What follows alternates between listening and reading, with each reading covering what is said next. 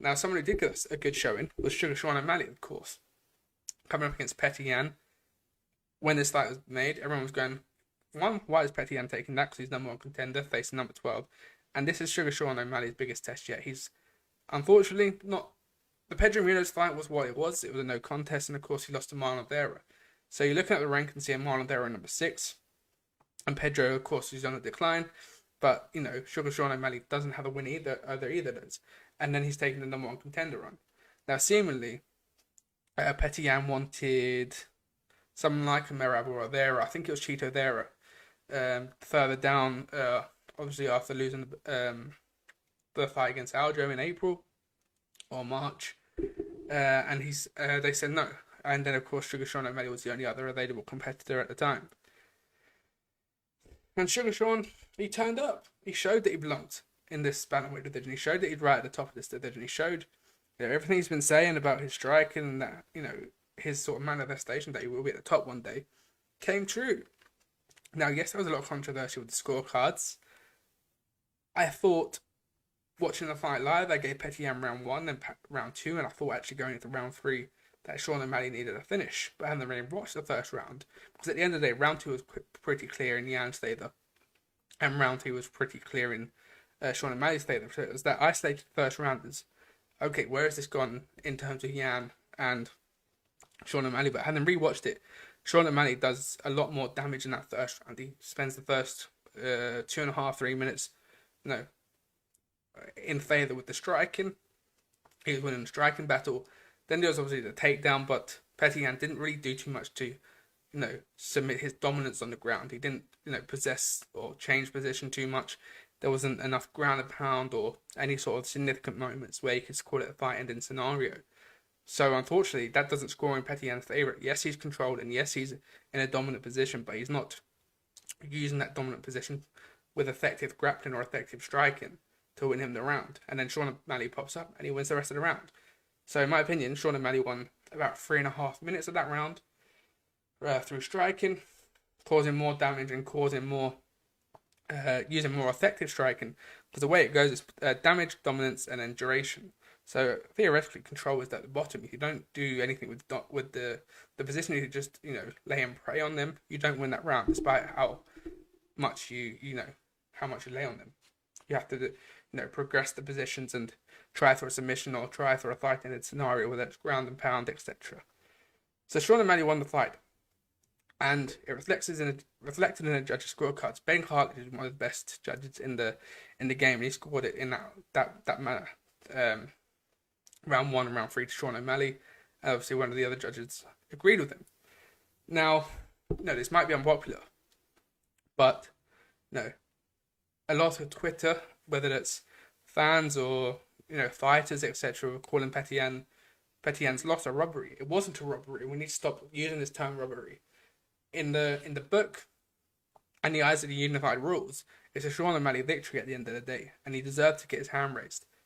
Of course, it was a very close fight. I think had Petr Yan rounded out the round on top of Sean O'Malley, he might have won that round. But Sean O'Malley got back up to his feet and did a little bit more with his striking once he got to his feet. And he then attempted a takedown of his own. Now, of course, that didn't score because it wasn't official. But yeah, there was nothing significant in round 1 for Petr Yan for him to warrant getting the round.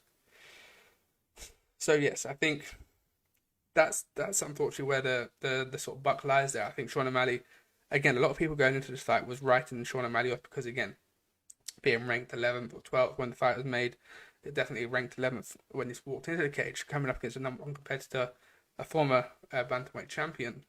I think everyone was writing him off as going, he's a bit off, far much more he can chew. He's a UFC product. He's been, he's had his career molded for him, but he proved everyone wrong, and I don't think everyone likes being proved wrong sometimes, especially on Twitter. But yeah, props to Sean O'Malley. We'll have a look at the results. Of course, 97 strikes landed from Petr Yan, so he did land more strikes as a whole. But as you can see, more significant strikes were landed by Sean O'Malley, 84 out of 186, obviously 91 in total. So he actually done more significant damage with his strikes than Petr Yan in round 1 and round 3. those being predominant, the rounds he won. And of course, the 6 out of 3 takedowns was predominantly in round 2. I think he got 1 takedown in round 1, and either 1 or 2 in round 3. So again, shows the scoring criteria. His takedowns did more, was more effective in the second round because it nullified Sean O'Malley's striking in the second round. Then he had a lot more control in the second round. I think he had a minute in the first and probably 30 seconds, maybe a minute in the third. So Petr Yan had 3 minutes of control time in the second round, and rightfully he won that round. As did Sean O'Malley rightfully win the third round. But let us know your thoughts in the comments down below. Were you more with Sean O'Malley getting the win, or did you think Petr Yan got robbed? Again, I don't like that word robbed, because not every fight is a robbery. Sometimes, yes, there is bad scorecards, but that wasn't a bad scorecard on Saturday night. It was a very close fight that Sean O'Malley, on paper, looking at the unified rules, won fair and square. But for Petr Yan, of course, he's got to go back and rebuild. Second loss on the trot, of course. Technically, he is 1-3 in his last, albeit that being a disqualification. But he'll bounce back. Give him not a Corey Sandhagen, because he already thought Sandhagen. Give them Merab. Give them Merab the Lalish City. Merab needs a number 1 contenders bout. Obviously, he's the only one there who's not going to fight Aljamain Sterling anytime soon. So put him up against Petr Yan. Obviously, Merab beat Jose Aldo in his recent fight. So yeah, give them Petr Yan and let's build that fight. And then Aljamain Sterling gets a stronger Sean O'Malley.